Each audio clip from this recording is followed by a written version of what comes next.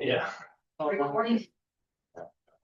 Yeah. All right, it's 7 p.m. So we're going to call the April 16th regular meeting of the Northport Village Council to order. And let the roll call show that trustees Dean, Ager, Cook, Harper, and President McCann are present. And I see Joe there on Zoom, and Cavendish is absent. Any approval of the agenda? Any amendments or additions? The only amendment I would suggest we make is we take the work session meeting time off. This is something that Laura requested.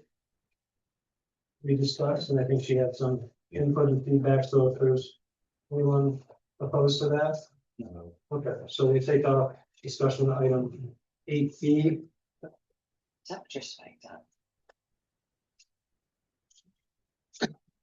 Any other questions or amendments?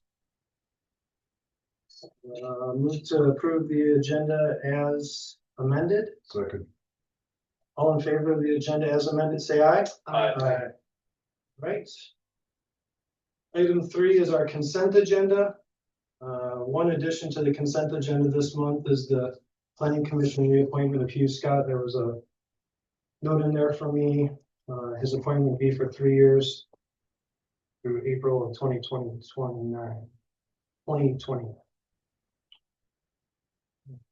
Do we want to make a motion on the consent agenda? A second. So I move that we approve the consent agenda. I'll support. Discussion? All right, all those in favor of the consent agenda as presented, say aye. Aye. Any opposed? Okay, that brings us to item 4, which is going to be public comment. Members of the public will have up to 5 minutes to address the council. And if anybody here in person would like to make a public comment, raise your hand and give your name and address for the record. Kevin Murphy, alternately 110 Wakazoo and 504 North Mill Street, Wilton Village. We are on the agenda here as item 7D, and I would just like to, thank the council for seeing to this, and thank Jared for talking with me and Amy as we proposed this. This is something that's been something we've been hoping to clear up for several years, and the very short version of it is that we have a strip of land on our property that you guys have, that you'll be hopefully making an approval of a boundary adjustment that goes back to the days before the parking lot that's now owned by the village was there. And it's essentially an artifact of a bygone shared property line of our building and the one next door. And the reason that we requested this is because as our business is growing, we want to just know what our options are in terms of being in the commercial 1 district, where we can do any additions, any, fencing, any patio seating, anything that we want to do. We just need to know where that boundary is going to be, whether this easement of a 3-foot strip of land is going to stay there in perpetuity, or whether, as we have requested, that is essentially vacated and the property line is adjusted out to the virtual property line that we've had for 15 or 20 years since the easement was first granted. So I just want to say, hopefully you guys have looked into this and see that it is a relatively straightforward measure, and that you approve it, because that will make things easier for us as we kind of figure out our site plan and over the next few years of the growth of our business, what we're able or not able to do with our property. Thank you. Anyone else in person, public comments? Anyone in Zoom, public comments? Looks like Vicky's unmuted. Yep. Hi, everyone. Hey, sorry for the last minute lengthy letter. I don't even know if you guys had a chance to read it. But last month we had canceled that meeting, and I sent in some specific requests. Sorry, Vicky Slot 10160 North Shore. And my initial comments will be regarding 7th and High Street proposals that are coming up later tonight on the agenda. with a possibility of narrowing selections. My overall concern is that I don't think that the current densities are a good fit on 7th Street. And if it seems like people are pretty much headed towards housing and not the naturalization. That's just my sense about where this council wants to take this. And I would just like to ask that you really work on a fit with the neighborhood, which I feel would be more like 2 to 4. I'm going to read parts of my letter. I don't know if you got it. The other additional thing is there's been a lot of changes to this project. And as I went through the history of it and documented it, these changes involve the density, the fact that we're going to donate land. In the past, a lot of people wanted revenue out of this for sewer. We're talking about donating to make it affordable with tax breaks. And somebody to donate land to a builder and a few residents, I'm not sure that the public is in support of that aspect, even though we all want housing to be affordable and to have homes for young families that can contribute to the village. I just keep hearing that. I've heard it said that, yes, the public's in support of this. And I would maintain that we don't know really what the public thinks of this most current iteration that has evolved again since 2024. So it would be my desire to see a public hearing. Now, I don't know on April 28 if you've already narrowed selections. That doesn't really give input to your decisions before that time. Narrowing now and bringing one plan to the April 28 meeting means that the public didn't have input on those plans other than the 2 that you come back with. So I do feel that 7th Street is an environmentally sensitive area. We're all appreciative that the 4.7, that's the other thing that changed, that parcel's been split. So people might feel differently. People maybe that were against housing in the past will be for housing on the 1.2. I don't know where public sentiment is, but I guess when people say that people are in support, I didn't see that in the recorded history. And that's why most of the letter went into that. I did want to also ask, things are moving pretty quickly in the village, and I know you guys are making headway. The zoning adjustments were unclear to me what those rationales were. I did read the rationales. I appreciate Jared's administrative reports. Those are really helpful for residents that can't attend all the meetings. But one thing I wasn't clear on was those zoning adjustments, what the rationale for that was. I didn't think it said in his report. Other than that, one other thing I've been wanting to write is I know the Tim Overdyer project with that eco village. I read about that maybe 3 months ago. I don't remember when they first presented. It could have been in January already. I thought it was a unique and very creative idea. I also find that Kitchen Road is it is gorgeous up there. So I understand residents' concern, but it seemed like that was all back off the road. And I just wanted, if that is still an opening that the village is considering, I wanted to mention that I thought it was a fantastically developed, well thought out plan, very unique. It would add some unique character to the village. And I do find that with our housing, I just ask that you don't change the character of the village. The people like the character of the village. That was very obvious in the survey. They like the beauty, they like the environment. And how you balance that, I just ask that you're very careful about that. And I thought Ruth Overdyer's letter written to the Planning Commission really spoke beautifully to that tension between those two things, developing apartments or keeping the character of the town. So thanks for what you do. That's about it. Thank you. Anyone else in Zoom for public comments? Can you unmute yourself? Anyone else in person here? Eric? Yeah, thank you. Eric Coates, 712 Ransom Street. I just want to thank North Shore Drive again for their comments tonight. These are the same exact homes on the water that are gone vacant for most of the year that are speaking up, 3 or 4. I want to encourage the council, just like you were encouraged to engage with the public. I think, though the comments you just heard stated that they're not sure that the public is in favor of housing on 7th Street, I feel like I have a really good handle on what Northport wants, to be totally honest. And I think it lies somewhere in the middle. And I think that it's neither high density nor is it no housing at all. And I think as you go forward, you'll probably find that as the housing summit happens at the school and you see the votes start to be cast. I think that the truth and answer lies somewhere in the middle of both camps. I just want to point out again that there's a lot of folks here tonight. I see a lot of Northporters. Hello. But I want to just point out that the geographical location of the resistance comes from one tiny area in Northport. So thank you. Thank you. Anyone else for public comments, either in person or in Yes. Zoom? Yes, Yeah, I got Joanne. yes, let me just see. Hi. Joanne Swanson, 10554 North Shore Drive.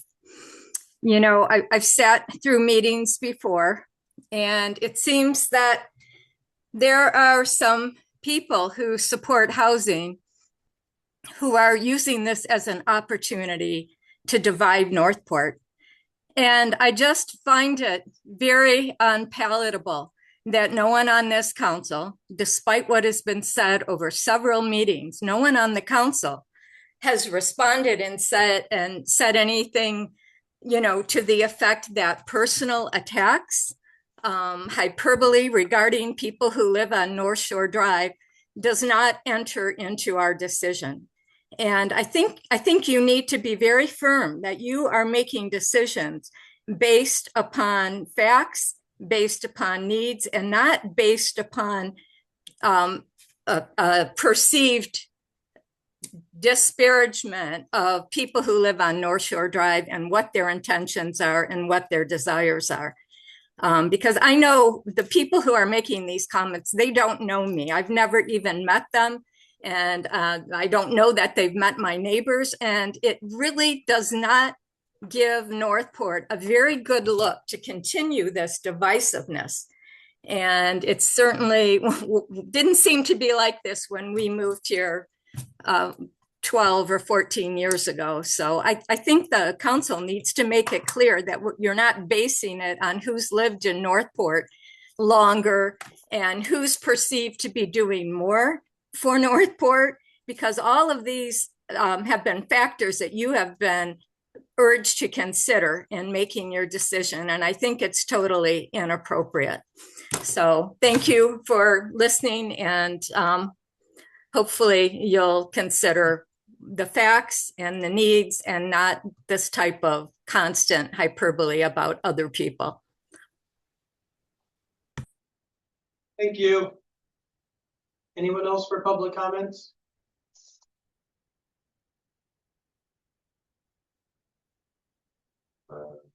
Okay, if we have no takers, we'll move on to correspondence. There was correspondence in the packet from a number of community members, Vicky Slot, Eric Post, Jane Ives, Mary Cermak, Betzold, Sue Manson, all regarding settlements. I guess planning commission liaison report. Laura's not here, but did the zoning administrator want to make up? So yeah, Sure. briefly. The planning commission had, and this is in part I want to address the zoning ordinance map and text amendment, which is going to be a separate agenda item, but we can get into it in more detail. But the planning commission held the public hearing that's required for the zoning amendments March 11th at that meeting. They recommended approval of the text amendments. They tabled the map amendments at that meeting. So they revisited the map amendments at the last meeting, which was April 8th. revised some of their recommendations for the map amendments and passed a resolution recommending approval as revised, which is what's coming to you this evening. They also approved a capital improvement plan, which is going to be incorporated as part of our budget process for this year coming forward. And then they've continued working on master plan updates. We've been in contact with a consultant looking at a scope of work, and they're refining that. They want me to bring that back. They're getting ready to present the annual report, which is a requirement as part of the Planning and Zoning Enabling Act to submit to council. So that'll be coming to you pretty soon.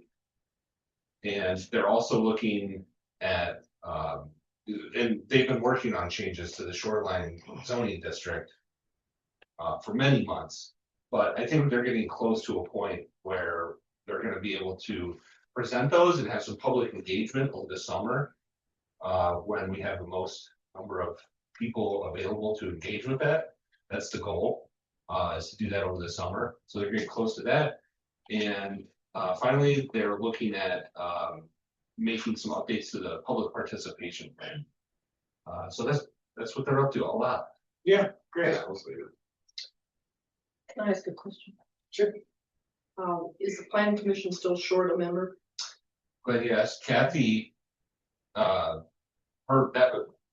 last meeting was the last meeting of her term. They currently sit at 6. Now with Hugh Scott being reappointed this evening. And then you also have consideration for reducing the number, which is part of the action items this evening, to reduce the number from 7 to 5, which would happen through attrition. Yeah, it kind of depends on how that proceeds. Currently now, though, we have 6 because of Kathy's expired term out of 7. We haven't had no one submitted interest or an application for that term over the past couple of months when we've had that public notice out there.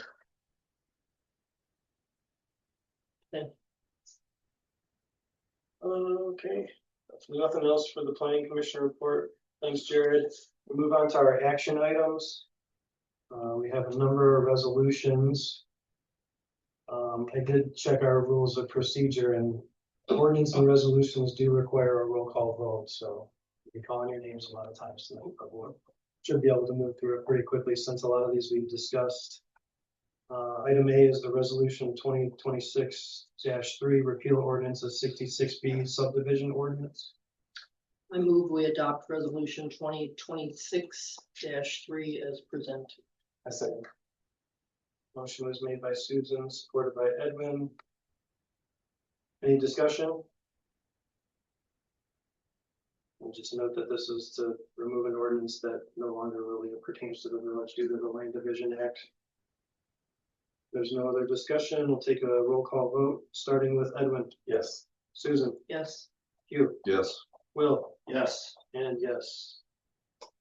All right, motion passes.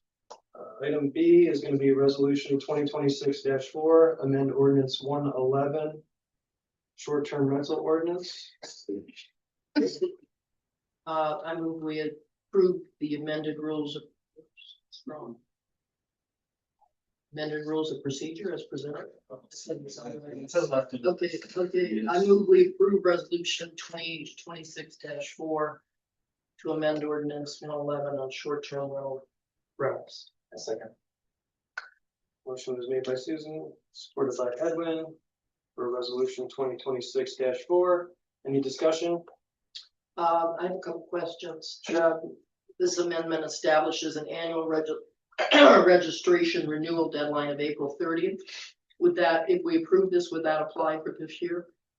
I don't think it'd be reasonable to try and apply that now, and I don't think that the amendment to the ordinance would take effect until after publication, which following this meeting would put us right at that April 30th anyway.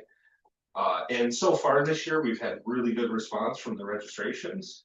I think we're at 27 so far to date, out of a total of what I anticipate to be probably around 45 for the year. So it's been really good, and if this is approved, I would communicate with these remaining short-term rental registrations from the prior year. Let them know that this is in place now, please send it in, and then here's the requirement moving forward. Okay, one more question. This ordinance specifies a new fee that we have never charged before for short-term rentals. And it says it will be part of the village's fee schedule, which we have yet to approve. Do you know what the timeline is for approving that? I'd like to have that for discussion at the next work session, Okay, and again, would that fee apply this year or just starting next year? starting next year, Okay, considering that most of the registrations have already been submitted. okay. Thank you. We did have a fee in the past. It was $25, I think. Oh, Jody could tell you, yeah, and then it just kind of went away. oh, it went So away. it isn't totally new. I did hear from, one homeowner who went through this process this, late winter, and the materials that he had to submit, he had to have his architect drop a site plan and stuff. It ended up costing him quite a bit of money. It seems like it's a little bit more involved than maybe it needs to be for this was an existing home that he just wanted the license for STR. So I just thought that was that was a lot of paperwork. But I saw the application. I thought maybe you sent him the wrong thing because it seemed too much.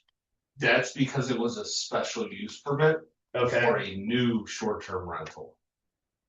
Which the zoning ordinance, since it Yeah. was changed in 2024, requires that. Okay. Once you get into the special use permit, it has a special use site plan requirement, and that's where you gotta have the scale drawings. And Yeah, all it's a that. lot. Yeah. All right. The planning commission has definitely talked about that too, as something that maybe you should be reconsidering. It's kinda onerous. Yeah, I think it's a little, and what you're gonna get is you're gonna get people not wanting to comply because it's, they pay an architect $1,000 to do a site plan. Yeah. They're just gonna be like, no. Yeah. What's the village gonna do if I just say no? and if the council wants to weigh in on that, let me know, maybe we should talk about that as a discussion item and maybe giving some feedback to the planning commission about how you'd like to see that change to the zoning ordinance. That's an option, but as it is now, I'm just enforcing what's in the zoning ordinance requirement for a special use permit. That's not for all short-term rentals. Right. That's a rare instance where there's a new short-term rental. I was worried about this when they drew this up. I was like, okay. Well, we'll see what happens. Any other discussion on the 2026-4? All right, the motion was made by Susan, supported by Edwin, to adopt resolution 2026-4. Roll call vote, starting with Will. Yes. Hugh, Yes. Susan, Yes, Edwin, Yes. and yes. Motion passes. Item C is resolution 2026-5, amend ordinance 99 planning commission ordinance. I move we approve resolution 2026-5 as presented. A second. Motion made by Susan, supported by Edwin. For resolution 2026-5, any discussion? This is what we talked about 6 weeks ago. Yeah. This is the new Bohemian. No, this is actually the This reduction of the planning commission members 7 to from 5. 7 to 5. Oh, So- yeah, okay. Make it I'm so that- sorry, I'm out of order. It's okay. Not out of order. You're out of order. Yeah. It's first time. For reduction of, so we won't have to reappoint the seat, Right. and then the next to fall off would not be How reappointed. did the planning commission feel about this? They support this. They would like to see move forward with it. And by the way, John Bloomer's seat is the next, his term is the next term to expire. And he's indicated that he would not want to seek reappointment. But then the commission will still be at 5. It would then be at 5 upon the expiration of his term. Any other discussion regarding the resolution? Okay, again, Susan made the motion, Edwin supported it for 2026-5. Roll call vote, starting with Edwin. Yes. Susan, Yes, you, I'm a little torn, but I'll vote yes. Will, Yes. and yes, motion passes. Next up, we have item D, which is resolution 2026-6. This This is the 110 Wakazoo boundary adjustment, land division committee application and transfer approval.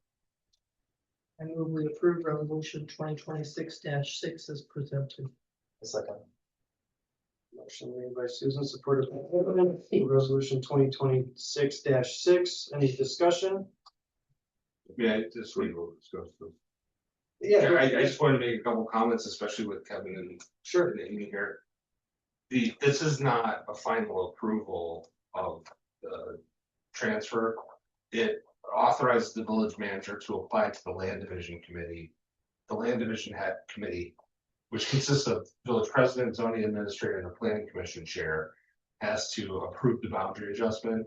And then upon approval, the resolution authorizes the manager to execute a quitclaim deed, which then would effectuate the transfer.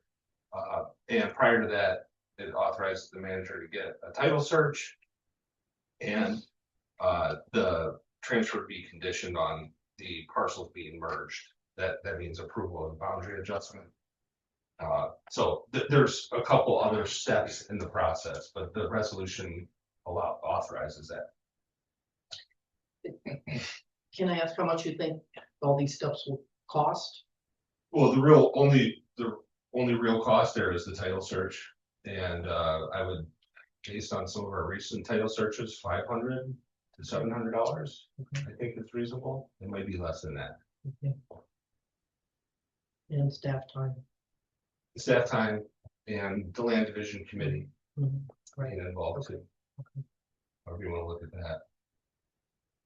I'm in support of this. Good. No more discussion? Yep. All right, call the question. Motion made by Susan, supported by Evan for resolution 2026-6. Roll call vote starting with Will. Yes. Hugh. Yes. Susan. Yes, Edwin. Yes. And yes. Motion passes.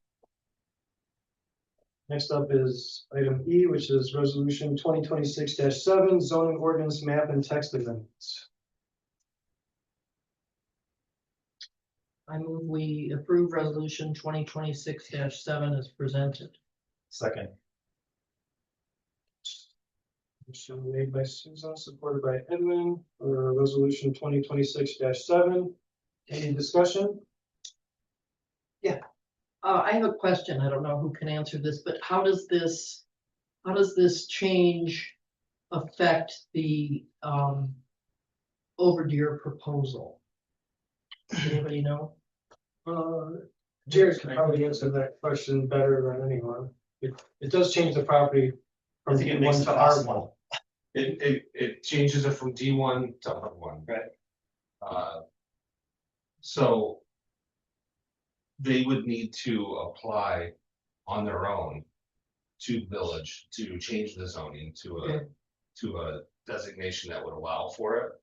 The planning commission has asked them to do that because if they initiate the petition, they can include conditions, including if the property is not developed as part of their proposal, there could be a condition so that it reverts back to the existing zoning, which would be R1. That was a primary concern of the planning commission based on public comment when they were considering these changes.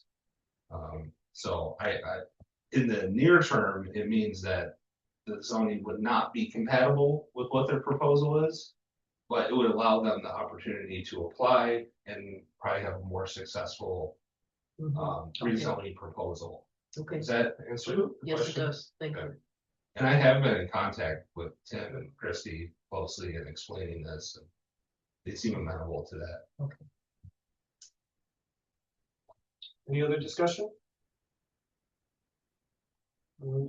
Maybe Jared, can you explain like the Please Road, like and how that's affected? Well, when the planning commission was initially looking at these map amendments, they recommended changing the area that's D1 to the northwest of the end of Fleece Road, which has ownership from Winnewicky and from the Northport Boatyard. And they recommended changing that from D1 to conservation recreation. And based on all of their discussions and some of the feedback from the boatyard, they decided to not make that part of the recommendation, so they removed that. It would remain D1 under the current resolution of the Oh, okay. proposal. So there would be no change. Like effectively, what does that mean? They just, now they're allowed to build on it? Or- It stays D1. Yeah. So they would be allowed to build by right with whatever is allowed in D1. Okay. Thank you. Any other discussion? Okay, motion was made by Susan, supported by Edwin to adopt resolution 2026-7. Roll call vote starting with Edwin. Yes. Susan, Yes. you, Yes. Will, Yes. and yes, motion carries. All right, next up is item F, which is the utility financial solutions, water financial projection proposal. And I move we approve the water rate study proposal from UFS at a cost not to exceed 14,900 with funds available in the water fund. I second. motion was made by Susan, supported by Edwin, to adopt the UFS water projection proposal not to exceed amount stated 14,900. Any discussion?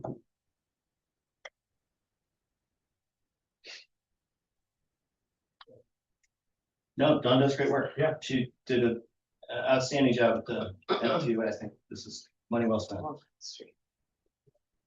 right.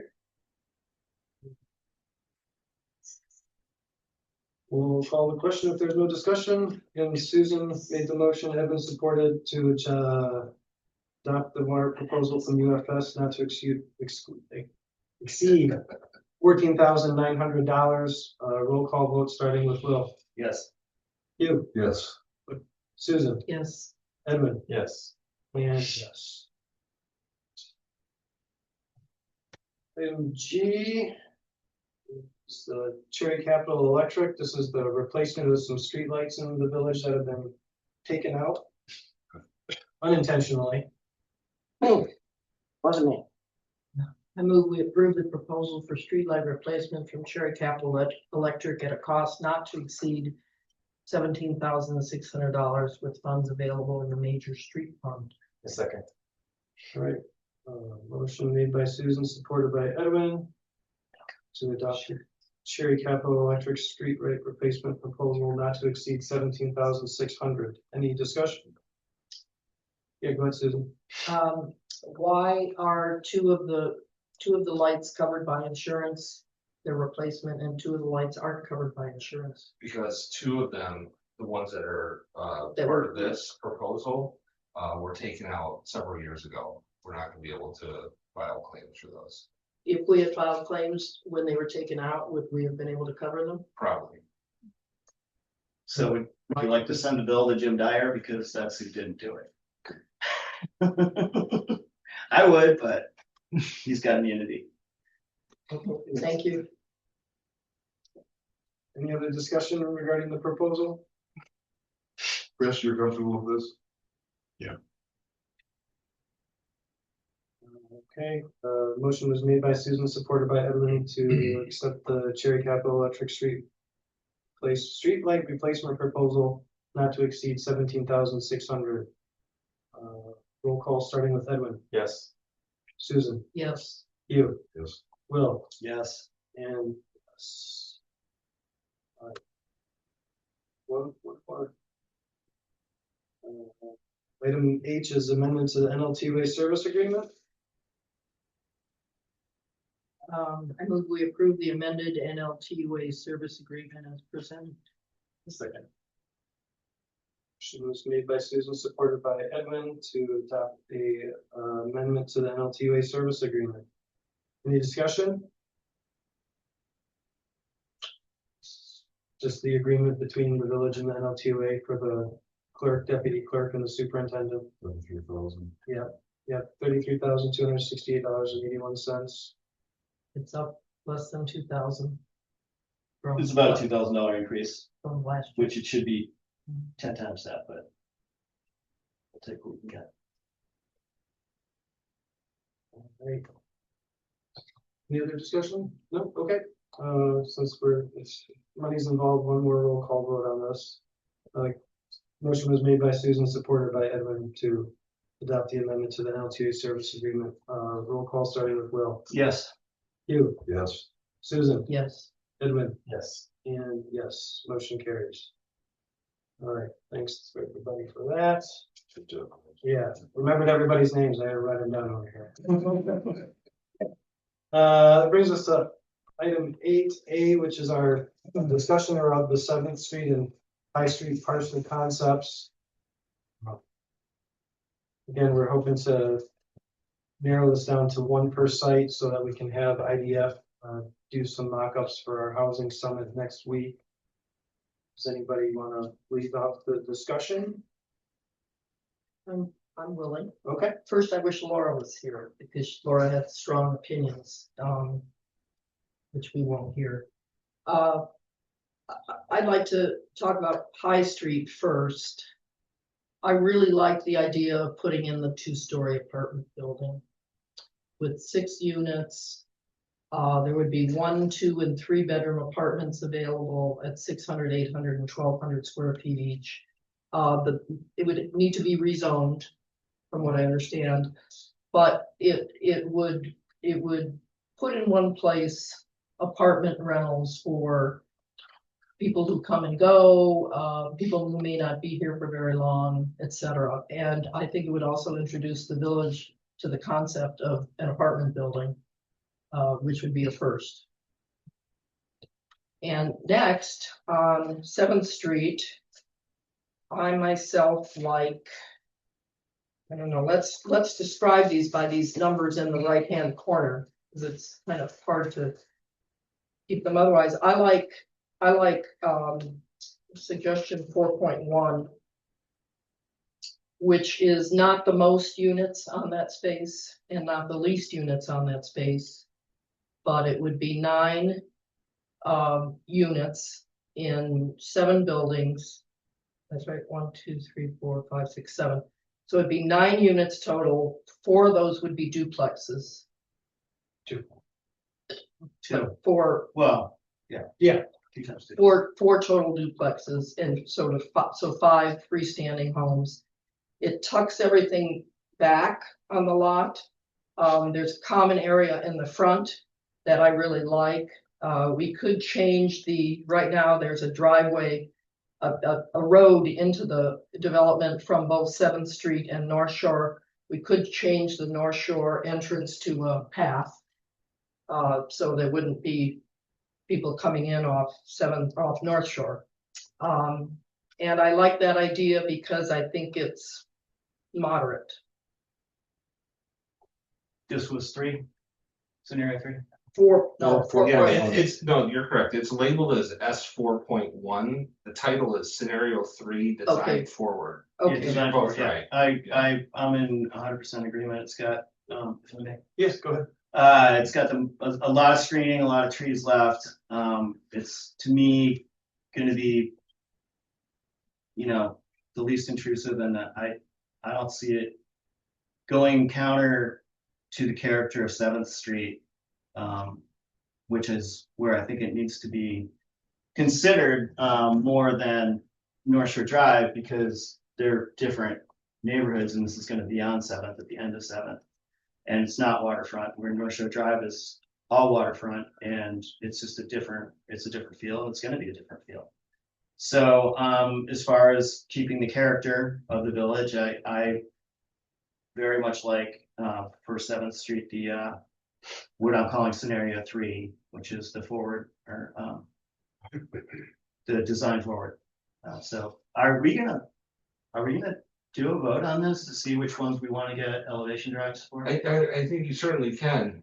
Yeah, I just scheduled it as a discussion, but I don't see a reason why you couldn't make. Well, we're aiming to have some sort of design. That's why Not that it's a final. No. But a design for people to look at. Yeah, that are still not, just because we have the elevation drawings done, doesn't mean we're gonna do anything. Right. But if we're gonna have drawings done on any of these, I think Susan and I have indicated that we like this one. On High Street, I'm more in favor of the ADU plan, because that opens up, something in inventory we don't have a lot of, which is single people living alone, and can't really, they're not gonna be able to swing a 2-bedroom, 2-bath. And so, there's just a little more flexibility for a workforce that isn't being covered on, in the duplex plan or and I don't want to put too much density up there either. So, I like the ADU plan on High, and I like the scenario 3, on 7. I think we should take it, I mean, it's not a binding vote, but we should have a consensus vote tonight so that we can get some direction and get some elevation drawings for the event on the 28th. So if we can agree, and I want to hear from everybody else, but if we can agree on these, and I don't mind being outvoted on High Street, I was pretty much in favor of 03, but what do you guys think? I'm in agreement. I think visuals could be important for this workshop. People have a lot of questions of, how it's gonna fit into the neighborhood, and a visual helps out more than just the survey or this. I wanted to ask, are we in agreement that we're gonna have a boardwalk with all of these scenarios, or is that only for the naturalization? Because I like this idea. The only issue is that I don't really see a good entrance way for that boardwalk around the conservation area. There's definitely some room on this scenario 3. For example, it's kind of hard to tell with some of the shading, but there's definitely areas where you can connect to the east with the preserve park area. Yeah, I'm thinking honestly, it might even be better to not be attached to the affordable housing area. I don't know if people would want, the public going in and out of their mini neighborhood in a way. People might even feel uncomfortable going into it, thinking, this is residential property, especially if I'm not from here. So I'm assuming that's a yes, so the boardwalk is for all scenarios? I would like to see, something in there that would allow public use and what we've dedicated as park space. So. And I don't think that's part of this vote or part of Yeah. this right now. But I think that can evolve. Yeah. But I think that's critical to deciding which, site plan we want to pursue. I would suggest that's more of an issue to take up when we get, if and when you get to an RFP process. Yeah. Where you're going to describe, for example, the extent of the brownfield redevelopment plan that would fund park improvements. Yeah. Could fund park improvements. And so how you present that to a potential developer, you need to include the scope of what you want them to pursue as part of the brownfield redevelopment plan, including cleaning up the plume. And then through their design process, they could implement, they figure out how to implement a trail into this, and then we can provide some feedback. Right, yeah, it's just my assumption that we're gonna integrate it with this parcel, but if it's not necessary, then it's not really meant to this discussion. I agree with the, what we call scenario 3, S1, the cottage court design. And. Oh, that's a different one. No, it's the one that Oh, they've got 2 different It is, numbers, yeah. but it's designed forward. Okay, design, okay. Yep, and, Yeah, because cottage court is 6.1, scenario 5. yeah, It's hard to yeah, track. I misspoke there. I just thinking back to when Jared called it a cottage court from our original discussion, okay. but, and for High Street, I kind of went back and forth between the, apartment scenario and any one of the,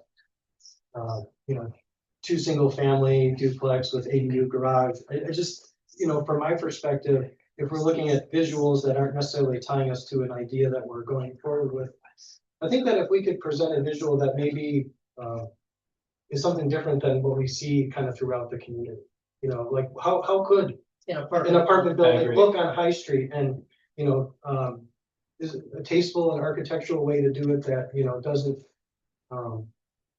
isn't offensive, and so versus going with like from a practical standpoint, going with the 2 single family with the ADU above the garage may be a direction we move in, But like I said, this isn't tying us to, hey, this is exactly what we're gonna do. This is a way for us to represent the community. These are things we can do in our community. And this is the only proposal that that's about, that has several apartments. This would be all rental, this building.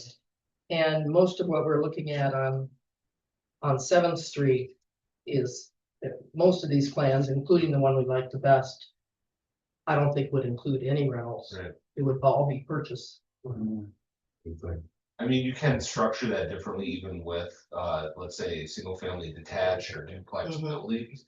I mean, that's kind of a separate consideration, Mhm. but I know what you mean. That's all, those are the only scenarios that we've looked at on 7th Street have been either single family detached or duplex, no multi-family Right. buildings Right. like the one on High Street. And while we're talking about it, I think you make a good point.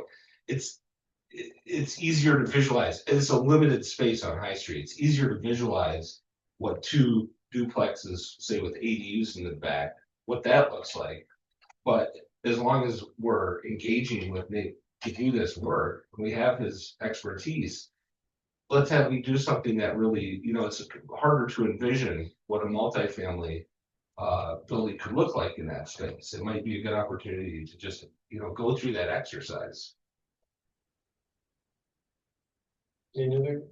Yeah, I can support scenario 3. I'd like to see a little less buildings, but I'm sure we wouldn't support anything bigger than that, so. No, I agree. And even, one of the things, if I had to, narrow it down even farther, I would probably eliminate unit 9. Because I think when you do that, you take away some of that green buffer zone along North Shore Drive there. I mean, again, we're just looking for visuals right now, but when it comes down to, actually doing something, I think keeping that green buffer zone. Well, that would be a possibility too for, if we ever wanted to run trails through the preserved Yeah. space, that we'd have some public parking there for that. You only need like 1 or 2 spaces. Oh, but we can put that, well, anyway, does anybody know what the footage would be from the east edge of unit 9 to the roadway? There's a scale there. That's on the order of 20 feet. Yeah, it'd have to be 20 feet for zoning, Right. so we're gonna do that. So it probably is right at 20 feet. I think one of the challenges of Nate's doing the rendering on this scenario 3 is going to be how, and this is what I've challenged him to do, is how do you take this design and incorporate and preserve the wooded area that's already there? Mhm. So, and as he's working on the rendering, I would want him to pay very close attention to that. Mhm. So these footprints might not end up exactly where they're shown on this overhead, top-down view. Okay. And when I think of that hard space that's there now, that hardscape where most of this would go, I mean, we have to plant trees to make it look better. Yeah. Because there's nothing there on that hardscape. I think that's something that development at the site would do, is really improve that. Yeah, I think That's very much so. it would definitely clean it up what's there, just about anything would. Any other discussion regarding the? So do we need a motion on this, or do we just? You don't have to have a motion, but Just certainly. agree that, it sounds like we agree. Yeah. More or less. So we would, sort of the consensus here is, we're looking for some, renderings from IDF on scenario 3, which would be design forward. And the High Street development scenario. Which would be Scenario the multifamily, scenario 4. Scenario 1, I think it's, it looks like 4, but it's 1 because there's only 2 and the other one is labeled 2. So by deduction, it's scenario 1. the multifamily. So I mean, I wouldn't mind making a motion to instruct the village manager to tell, I'm trying to think of a fancier word than tell IDF to pursue by what we have come to as consensus of these 2 site plans that we like, which would be what Chris just said. number 3 on 7th, and whichever you guys want. Number one. Whichever you guys like, I don't have a strong opinion. Let's support that. Support. All right, Okay, motion supported. motion's made by Will, supported by Hugh to direct the manager to have IDF come up with visual concepts for design forward in the multifamily scenarios for 7th and High Street. Any discussion beyond what we've already had? Just Okay, all in favor of the motion as stated by Will and supported by Hugh, say aye. Aye. Any opposed?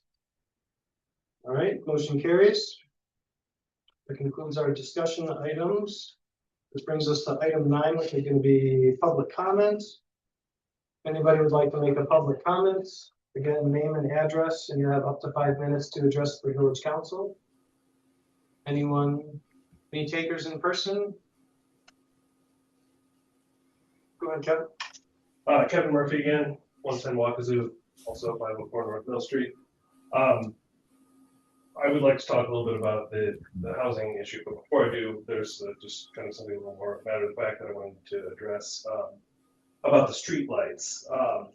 I talked to Chris Holton after the most recent one got knocked down, and there's what I think is kind of a design flaw in the streetlights that we have, and something that as we're replacing these, if there's something that might be able to be taken into consideration in reinstalling them and possibly even retrofitting the ones that haven't been knocked down.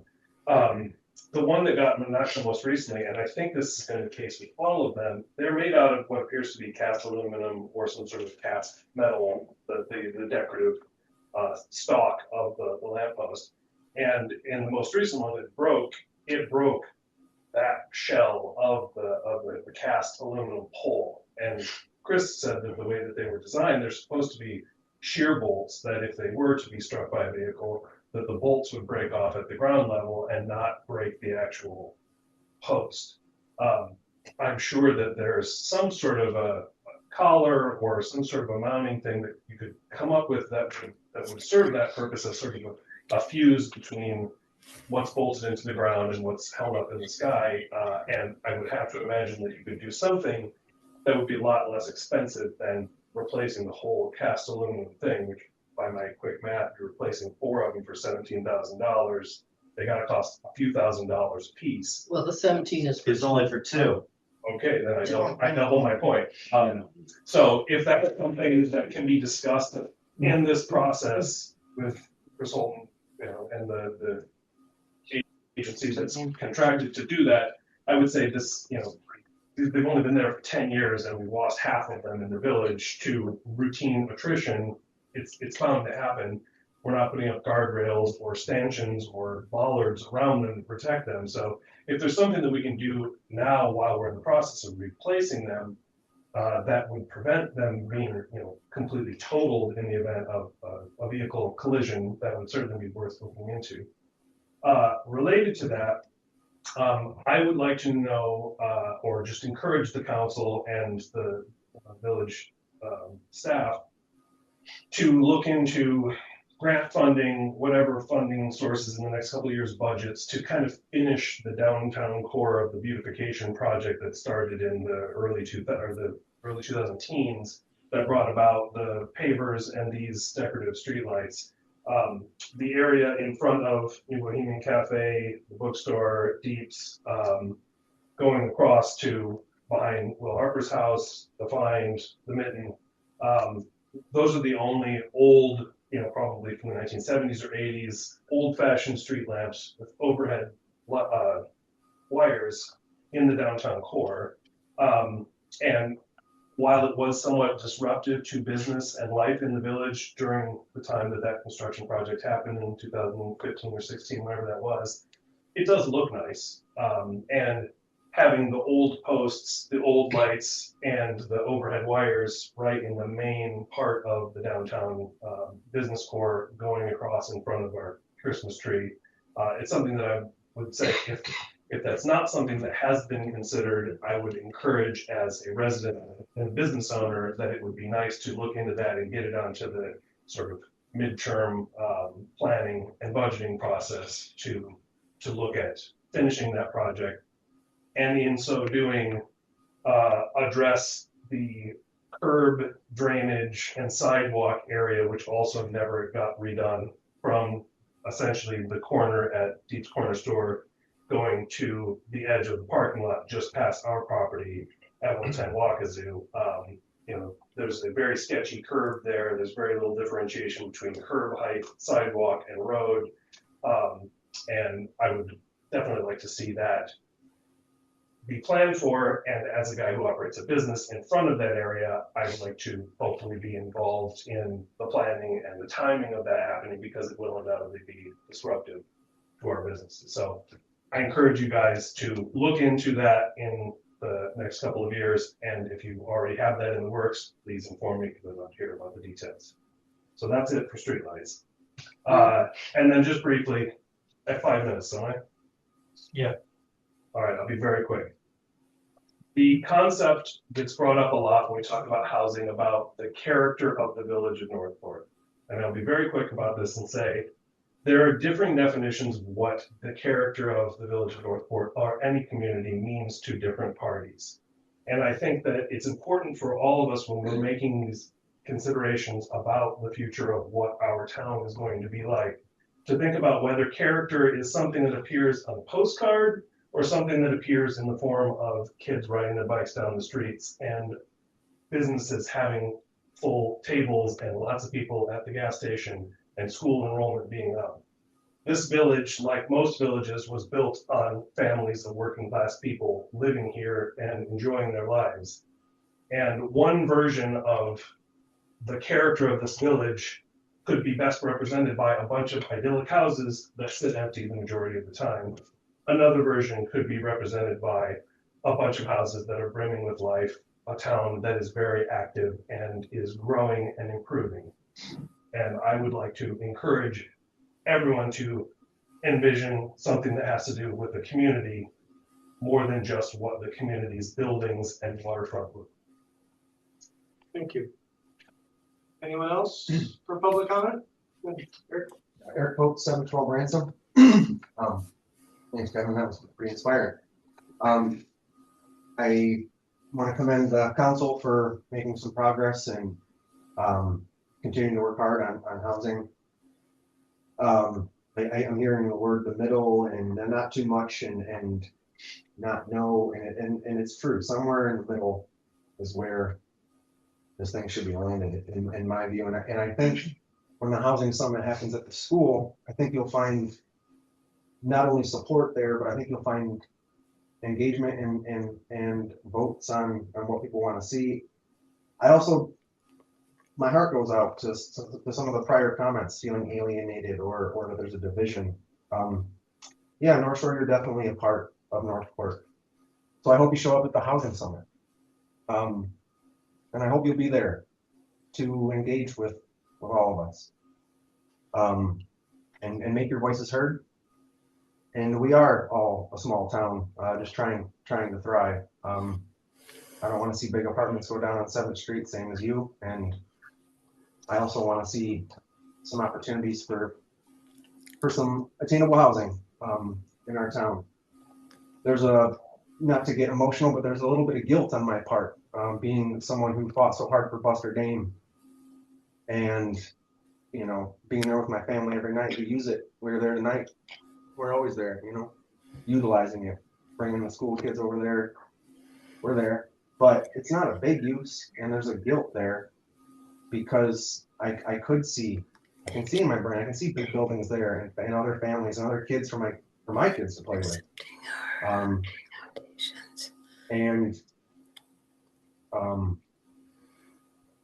So I feel an obligation to see this thing through, meaning to help affordable housing or attainable housing in Northport in some way. And that's all. Go Northport. Thanks. Thank you. Anyone else for a public comment? I got a question. Why is the village council feeling it necessary to provide homes for people? We can answer that in council comment.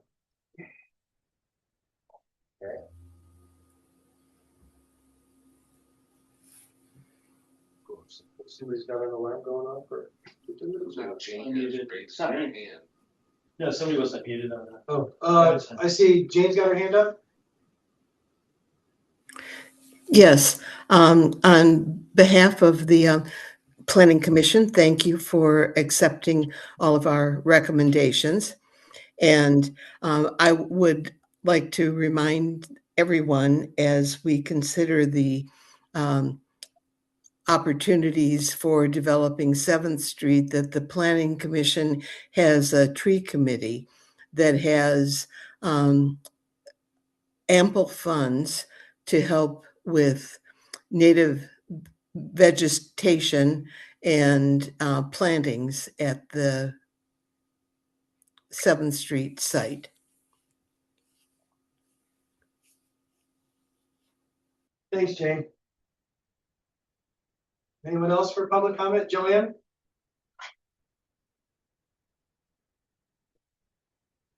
Unmute yourself, Yeah. Joanne.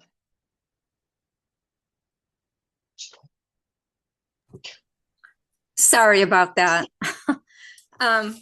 You know, the 7th Street proposals, the various designs was listed as a discussion item, not an action item. And when you amended your agenda, you didn't indicate, you didn't move it into an action item. So I feel a little, I don't know, deceived is a strong word, but I feel a little misled regarding the detail at which to be prepared to address these proposals, because I thought they were just going to be discussed.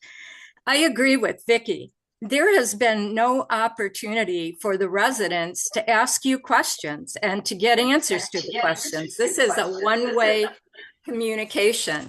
And I'm wondering, what investigation and what due diligence did each of you do to come to your decision as to which scenario was best for 7th Street? What questions did you ask? Who answered your questions? What additional information do you have other than just looking at these drawings and coming up with a decision?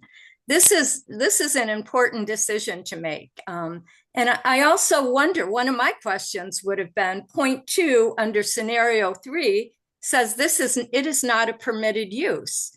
So how can it be consistent with the character of the neighborhood if it's not a permitted use? So I hope, you don't view me as overly critical. It's just like I have questions, and I think Vicki is right that there should be an opportunity for us to consider all of the options and ask questions about them before you narrow it down to one to present at a housing summit. It just seems to be putting the cart before the horse and leaving us with more questions and answers about this process. Thank you. Thank you. Callie? Is her hand raised? Yes, hi. I just wanted to say thank you for actually moving forward more on this housing for 7th Street and High Street. I think it's long overdue and very much needed housing. So I appreciate you guys moving forward on that. Callie, can you state your name and your address, please? Oh, I'm sorry. My name is Callie Dignan. I live at 463 North Pincer Way, Northport. Thank you. Anyone else? Public comments? Vicki, you're unmuted. Yeah. I'm going to address some comments to the village council about comments that were aimed at me in this meeting. There was incorrect assumptions made about how much I personally am in Northport, which I shouldn't really have to make. I shouldn't have to justify. There was comments made about members of this community that were assumptions, and as Joanne noted, they are divisive. I believe meeting etiquette should demand having comments stick to thoughts and ideas about the issues at hand. I don't know of any meetings where people are supposed to comment on other people's comments.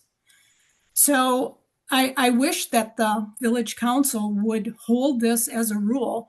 You know, I know that you don't do that to each other. You're not supposed to do it to employees. And it's just unprofessional and poor conduct for a public meeting. We are 50% a seasonal community, for better or for worse. I think that's about what we're at. Half the people are gone in the winter. You know, whether that's a good thing or a bad thing does depend on the point of view. And I guess everyone contributes in some way. That's the state we're at right now, and everyone contributes in some way. And it seems like it's been some assumption that you have to be here a certain amount of time to have a voice or to actually count in this community. That's very, very offensive to somebody who's rented for 4 years. I'm a relative newcomer to ownership. I love this town. I'm older. I'm in a different place in life than having a young family. But does that mean that I'm not supposed to live here? You know, how many days or weeks do you have to live here to have a voice or to have value in this community? I'm upset, as you can tell. And I really would like to build this community too in the best way possible. And I will contribute in every way I can, given the point of life I'm at. And I was here a lot this winter, and that I'm sorry I'm not supposed to address fellow people, but that's the truth. So I hope that you'll hold meeting conduct and remind people that comments are to be aimed at you and about the issues at hand. Thank you. Thank you. Anyone else for public comments? I'll go. Sure, name and address. Ricky Deering. I'm renting at 706 Ransom right now. Planning to build out of town, but I just want to address kind of like two issues that are going on. I'm going to be talking to you guys, not anybody else, but if you were to go to a doctor and you picked a doctor just out of grad school, let's say, or a veterinarian out of grad school, would you value their opinion more than the guy who's been doing it for 40 years? So what I'm saying is thank you guys, because I know most of you here have lived in Northport a very long time. It gives you history of Northport. Not that the new person, I don't know Edwin Dean very well, but I appreciate that he wants to partake in this.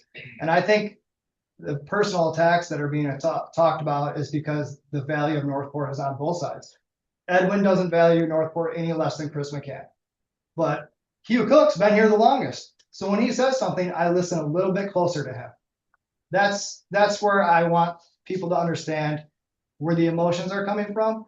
And I don't think it's the council's duty to dictate public comment of your First Amendment right. People can say what they want. That's why it's called public comment. And if it's personally attacking you, you need to evaluate your own opinions. No one's trying to be personal attacked here. We're all a tiny little village. What happens upstream affects downstream, no matter where you are. And I just want to say thank you for moving forward, like the gentleman before me said, or the woman before me said, and what Kevin Murphy said was brilliant. That's the postcard I want to see in Northport. I don't have kids here, but I value people that do, because that's the life of our village. Not that the other people don't matter, but that's where I want to see it going. And he said it way better than I ever could have. So I just want to say thank you to the council. I've been here many times, and you guys have been pushing. You even waited for these people to come back to their homes to do this. You said that 2 meetings ago. Well, we'll wait till they're here. And that's fine, because they live here too. But I mean, like I said before, somebody who's been here for 40 plus years, or way more than that, sorry, has way more of a history and an understanding. Same with Chris. You know, all these people have huge value, not to say Edwin doesn't.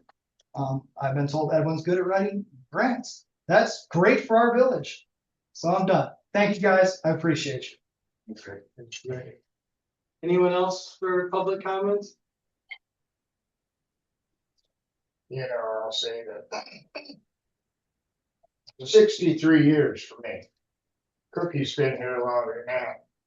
And Chris Oldman and I grew up together. So it does take a little bit of pill swallowing and, acceptance to see big change here. And it's, I'm not looking for any, feedback. I'm just trying to put people in the concept of where we're at with this and how we look at it. Harper's been here, it's coming summers as long as I've been alive. So, it's just a pill for us to swallow. And it's just another project for some of you. So that's all right.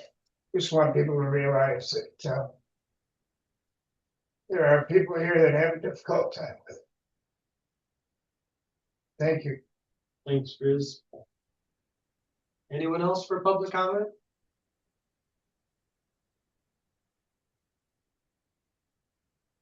Okay, hearing none, council comment? Well, Briefly, I don't think anybody, especially on this council, is looking at this as an opportunity to divide anybody. I take issue with that comment. We everybody on this council, and I've been here the longest, puts in a lot of work, time, and effort, and the only reason we're doing this is to try to make us a better place. And so I think if the people that don't feel like they're being heard, there's going to be plenty of opportunity for that. Come to the housing summit on April 28th. I mean, that's pretty much, we're into our season by then. If you're still not here, at the beginning of May, you really are a part-time resident, and you don't vote. I'm not saying you're worth less as a person. Your opinion doesn't matter, but the people that live and vote here are the ones that we represent, and that's our job to do. So come April 28th. And also I want to remind everybody that we didn't decide anything tonight. Procedurally, we were spot on. We did a consensus vote that was not expenditure of funds. It was completely within the OMA and the rules of procedure.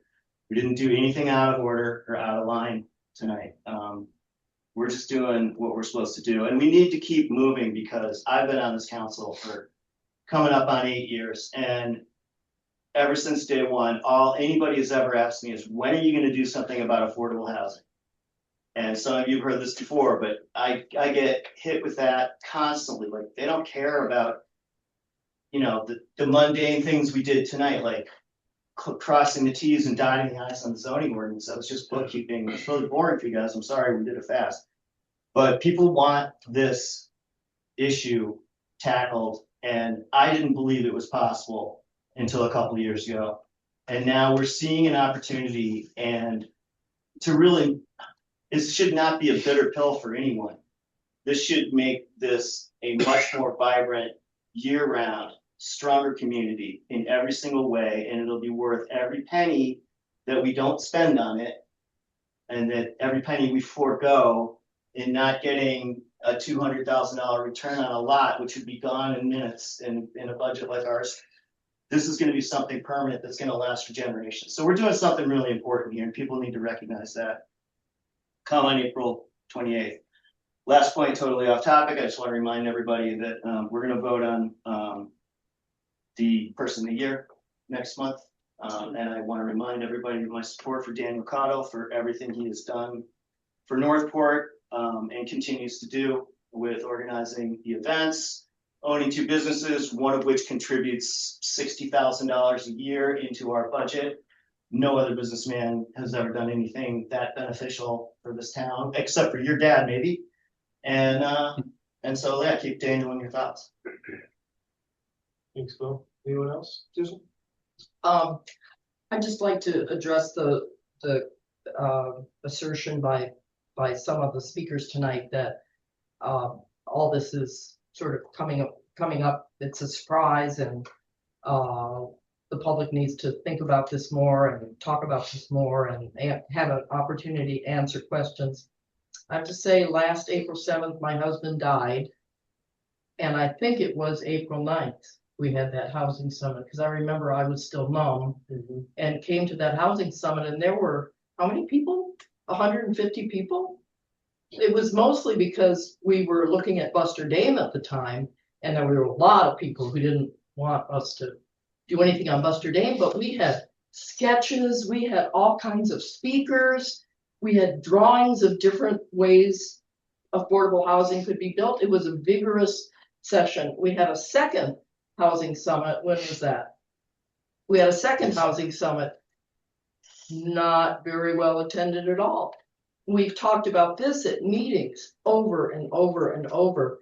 And just for those of you who don't know, most of our discussion doesn't happen at the Thursday night meeting. It happens at our working meetings, which are on Tuesday afternoon at 2.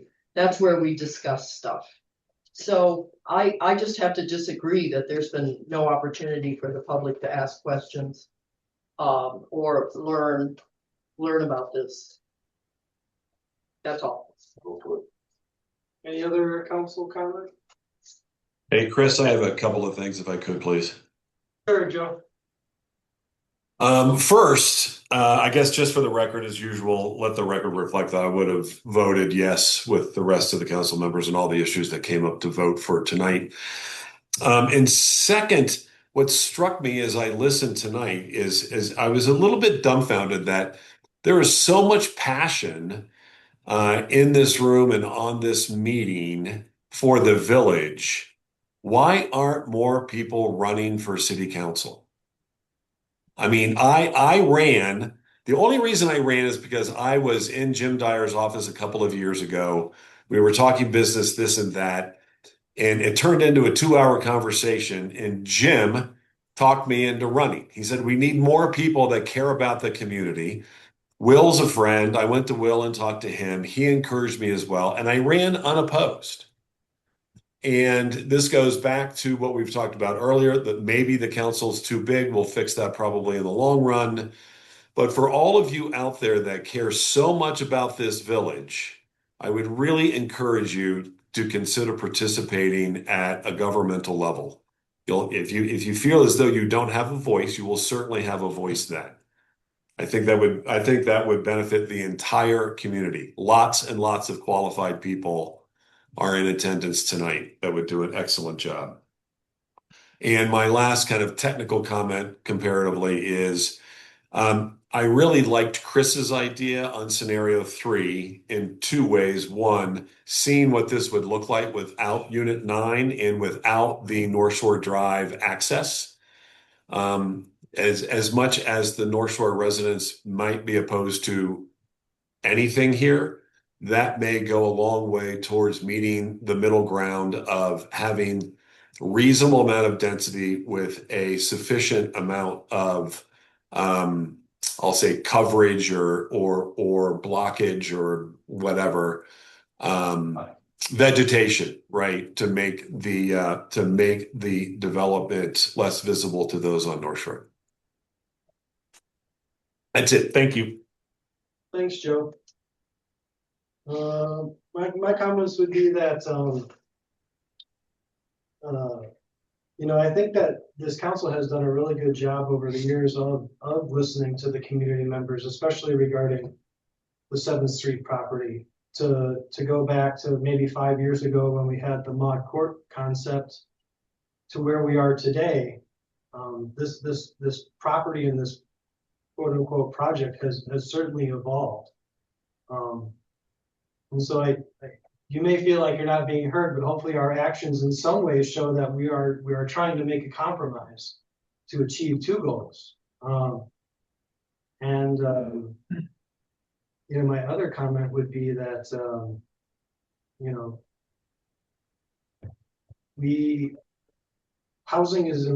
attainable housing is something this community has been working towards for a long time.